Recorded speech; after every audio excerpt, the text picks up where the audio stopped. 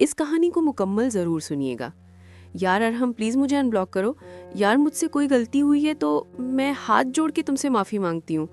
Please मुझे छोड़कर मत जाओ यार। तेरे पास बहुत लोग हैं पर मेरे पास सिर्फ तू है। वापस आ जा। सदफ ने अरहम को 20 मैसेज कर दिए।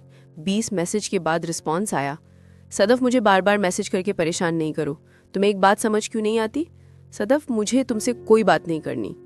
यार तो ऐसा तो नहीं था, तुझे क्या हो गया है? सदफ एक छोटे बच्चे की मानिंद रोने लगी। सदफ को याद आ रहा था कैसे वो उसकी खातिर पूरे दुनिया से लड़ लेती थी। अरहम सदफ के लिए सब कुछ था।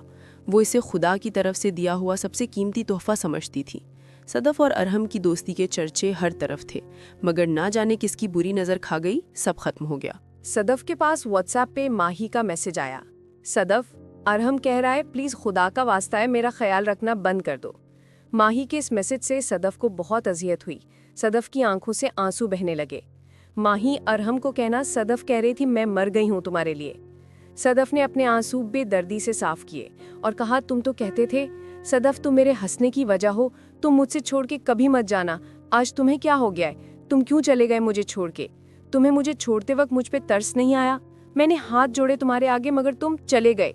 मैंने तुमसे कहा था जब कभी मुझसे बेजार हो जाना सिर्फ एक दफा कह देना, सदफ मेरी जिंदगी से चली जाओ, मैं चली जाती हमेशा के लिए। लेकिन तुमने मुझसे क्या कहा? मैंने तुम्हें इतना तंग कर लिया था कि ब्लॉक करने की नौबत आ गई। सदफ रोते रोते सो गई। वक्त गुजरता रहा। सदफ खुद को अजियत देती रही। जब जब उसको लगा उसने अपनी जान से प्यारे दोस्त को अजियत दी है, तब तब वो गलत मेडिसिन का इस्तेमाल करती। वक्त गुजरता रहा। सदफ बीमार होती गई। सदफ शदीद बीमार हो गई।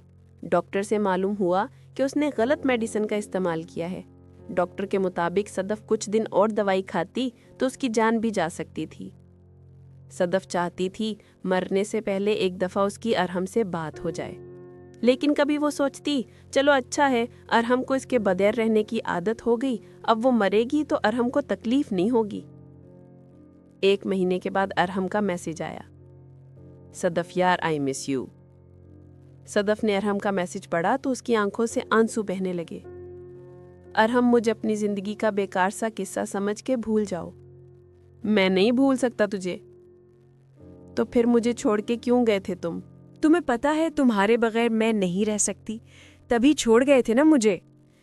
अच्छा अब आ गया हूं ना मैं, अब नहीं छोड़ के जाऊंगा। तुम्हें पता है तुम्हारे बगैर मैं वैसे ही अकेले हो गई थी जैसे बचपन से आज तक हूं। जानता हूं, तभी तो आया हूं। सदफ खामोश हो गई क्योंकि वो जानती थी उसके ज्यादा बोलने की वजह से ही अरहम उसको छोड़ के गया था।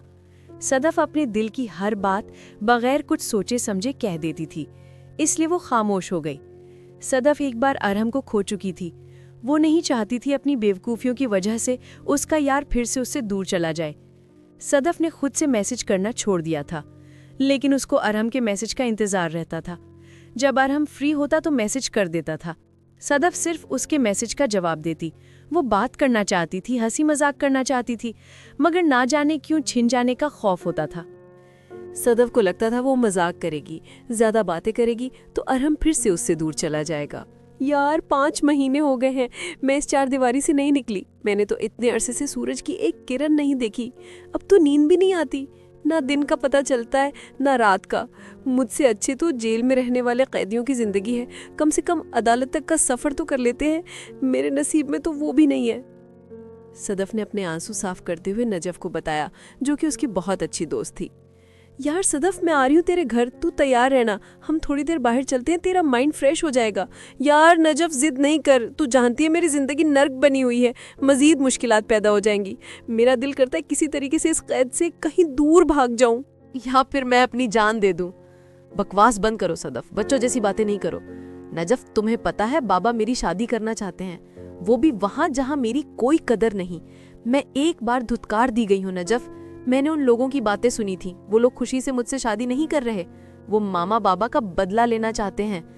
मामा बाबा ने पसंद की शादी की थी जिस पे उनको एतराज था, अब वो इस बात का बदला लेना चाहते हैं। वो चाहते हैं कि मेरी उनके बेटे से शादी हो और मुझे गुलाम बना के रखे और कुछ ही अरसे में मुझे तलाक देकर वापस भेज दे। बाबा को मेरी बात समझ ही नहीं आ रही। बाबा उनकी बातों में आए हुए हैं। मैंने मना किया तो बाबा कहते हैं ऐसे कोई मना नहीं करता, जरूर तुम्हारे दिल में कोई चोर होगा। यार थक गई हूं मैं, अब तो मेरे किरदार पे बातें बनने लगी हैं। सदफ रोने लगी। सदफ, अच्छा रोना बंद करो, एक काम करो, तुम अरहम से बात कर लो। वो तुम्हें इस कैद से जरूर रिहाई दिलाएगा। नहीं, मैं अरहम से बात नहीं करूंगी, मैं खुद अजियत में रह लूंगी मगर उसको तकलीफ नहीं होने दूंगी। अरहम मुझे मेरी जान से भी अजीज है। अरहम बहुत अच्छा लड़का है, मैं चाहती हूँ वो हमेशा खुश रहे। मैं अरहम के काबिल नहीं हूँ। सदफ, फिर और कौन है जो तुम्हें इस जहन्नुम से निकाल सके और आने वाली जहन्नुम से भी बचा सके? मेरी जान कब तक इतनी तकलीफें बर्दाश्त करोगी? नजफ को सदफ की फिक्र हो रही थी। तुम्हें पता है नजफ, बाबा कहते हैं तुम हमारे लिए आजमाइश हो। तुम मट्टी क्यों नहीं हो, मर जाओ। मामा भी कहती हैं तुम जरूर कुछ गलत करोगी। तभी तो कह रही हूँ, गलत तो सब पहले ही समझते हैं। तुम भाग जाओ कहीं या अरहम के पास चली जाओ। यार, मैं मामा बाबा की इज्जत खराब नहीं करना चाहती और अरहम के काबिल नहीं हूँ। मैं आने वाली मुश्किलात का सामना कर लूंगी। या फिर खुदकुशी कर लूंगी। खुदकुशी कर लेने से क्या तुम्हारे मामा बाबा की इज्जत में आंच नहीं आएगी? यार प्लीज अपने लिए जीना सीखो। कोई और लड़का है तो ठीक, नहीं तो मैं अरमी ये कहती हूँ वो ले जाए तुम्हें। यार प्लीज, अरहम मेरा दोस्त है, बहुत अच्छा दोस्त। मैं एक दफा उसको खो चुकी हूँ, दोबारा नहीं। वो छीन जाएगा मुझसे। इस दुनिया में मेरे पास कोई नहीं है। काश मैं तुम्हारे लिए कुछ कर सकती। सदफ ने रोते हुए कहा, बस मेरे लिए इतना करना कि अगर मैं मर जाऊं तो अरहम को मेरी मौत का ना बताना, वो परेशान हो जाएगा। मैं उसकी जिंदगी से जब चली जाऊंगी तो वो मुझे बेवफा समझ के भूल जाएगा, लेकिन अगर उसे मेरी मौत का पता चला तो वो बर्दाश्त नहीं करेगा। मैं अपने दोस्त को परेशान नहीं देख सकती। सदफ, तुम खुदकुशी नहीं करोगी, समझी? ये गुनाह है। मेरे पास और कोई रास्ता नहीं, वो मुझे तलाक दे के वापस भेज देंगे। मैं तलाक जैसा धब्बा नहीं लगवाना चाहती अपने माथे पे। सदफ रोने लगी। काश कोई ऐसा होता जो मुझे गले लगाकर कहता, तेरे दर्द से मुझे भी तकलीफ होती है। कोई तो ऐसा होता जो मुझे खोने से डरता। कोई तो ऐसा होता जो मुझसे मोहब्बत करता।